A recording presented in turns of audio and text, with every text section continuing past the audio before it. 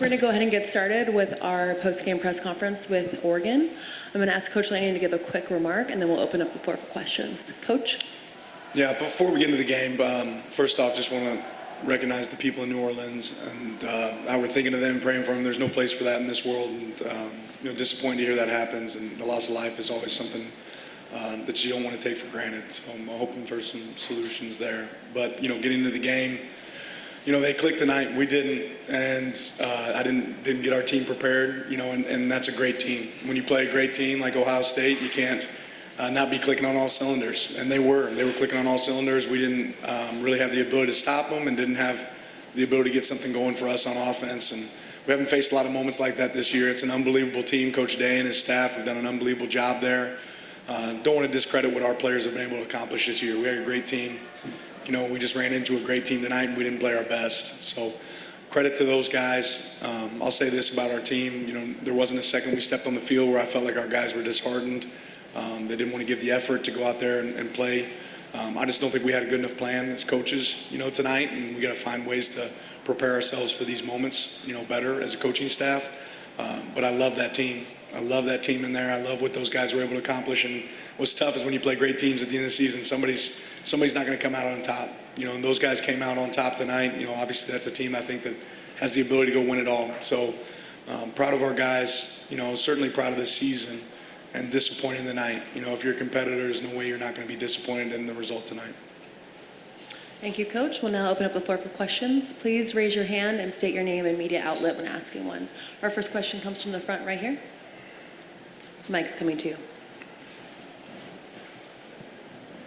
Ryan Clark with the Oregonian. Dan, your thoughts on just how the long layoff between games between now and the Big Ten championship game impacted the guys in terms of how the game started?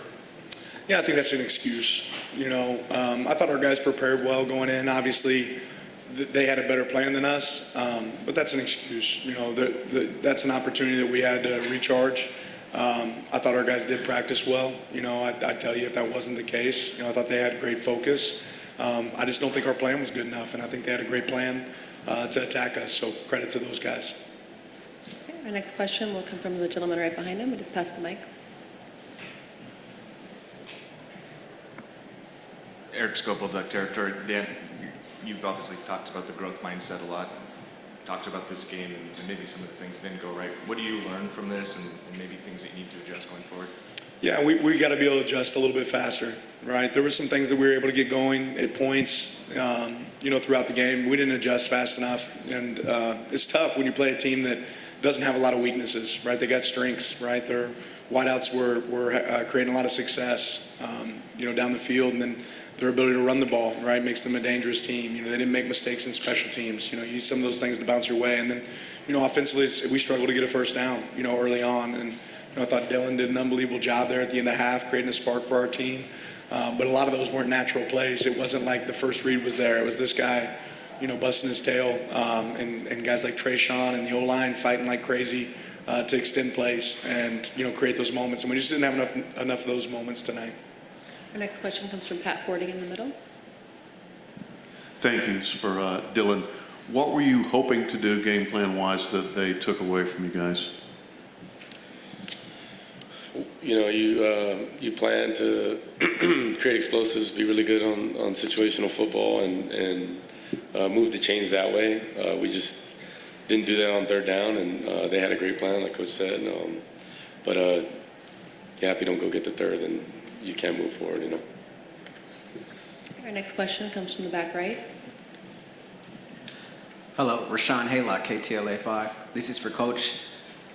How was Ohio State able to execute differently offensively tonight versus when you played them the first time? Well, I think they were able to find some shot opportunities. They caught us in a couple coverages that gave them the chance to have success. And you can decide, okay, hey, we're going to try to pressure, and that's still going to leave some one-on-ones. But they got us in some situational checks, some stuff that was, successful, and they have great players, right? I mean, they have some guys out there that made plays, and you have to give those guys credit. Our next question comes from the green jacket right there. Zach Neal, USA Today. Dan, a lot of teams, when they fall down 34-0, they, roll over. You guys didn't. You kept fighting. You scored in the next two possessions. What does that say about your team and kind of the mentality that they have? Just that, if you give them a great plan, that they're going to have the chance to go out there and execute at a high level. And they got a lot of fight. Like I said, I thought our guys fought all night. There's probably even more opportunities where I could have given them a chance to fight, and I didn't do a great job of that. But those guys went out there and battled every second tonight. Our next question comes from the middle. Luca right there. Luke Evans, Orange County Register. Dan, just what makes Jeremiah Smith so tough to stop? What didn't work with the game plan against him tonight? Yeah, he's strong. He attacks the ball in the air as well as any receiver I've seen. I mean, the guy's NFL ready. He's that talented. He's very special. And, Will Howard did a great job of getting the ball to him tonight. And he's tough to defend. He's physical. He's got all the tools. So, really talented player. Our next question comes from the back. Yep. On the right side. Matt Preem, 24/7 Sports. Dan, how do you use this game as fuel for motivation, but at the same time know that this team went 13-0 prior to tonight? We're probably not there yet. There's disappointment, but I talked to the team, about life in that locker room and how grateful I am for the opportunity to coach this team. I love these guys, and they put it all out on the field for us, blood, sweat, and tears. But, adversity happens in life. And we're going to get an opportunity, in life, to continue to attack and move forward. And I know there's a lot of winners in that room, right? And there's guys that are going to have a chance to go on in life and be great fathers and great husbands. I hope they saw those examples here on our team. They're going to be great business leaders. They're going to be great NFL players. And they gave their heart and soul for us. So to me, it's not about, getting knocked down. It's about when you get back up and what you do next. Our next question comes from the gentleman with the khaki shirt. It's more of a taupe, really. Dan,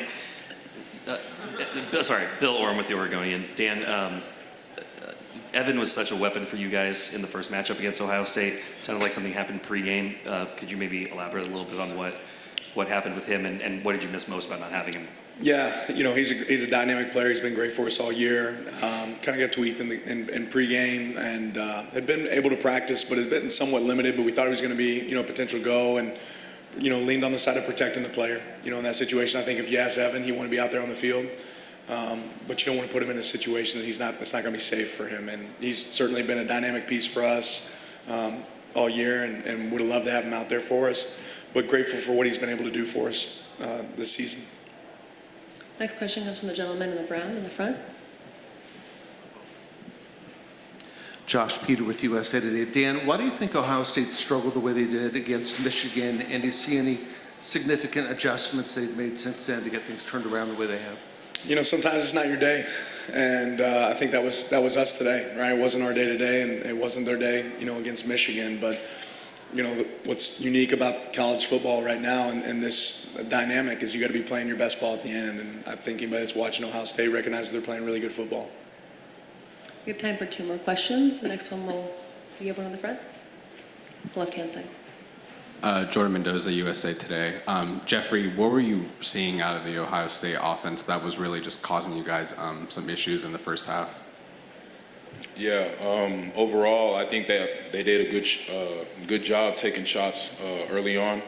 Like Coach had said previously, they caught us in some coverages, where receivers were able to get open downfield, right? And then as well as their offensive line, I think that the offensive line, with the injuries that they had in their room and, a lot of moving parts and pieces, I think they did a good job, just up front as well. And then, of course, the quarterback, I think he did a good job, just getting the ball to his receivers, commanding his offense. So, yeah, they were just firing on all cylinders, and credits to them.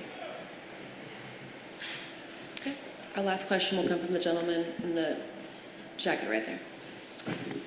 Pella, you got ESPN. Dan, obviously you guys won the Big Ten title and you had to face Ohio State in the first round. There's been a lot of talk about the CFP format and that changing, potentially changing going forward. What was your thought about the path that your team had, maybe compared to other teams? We had an opportunity. We didn't take advantage of our opportunity. I'm not going to make excuses for our opportunity, right? And ultimately, you got to be great teams to be in position at the end of the year, and we didn't do that. This is the road that we had to travel, and they did it better than us tonight. So no complaints for us for having that opportunity. They just took advantage of it, and we didn't. Thank you for your time. I appreciate your time, Coach Lanning.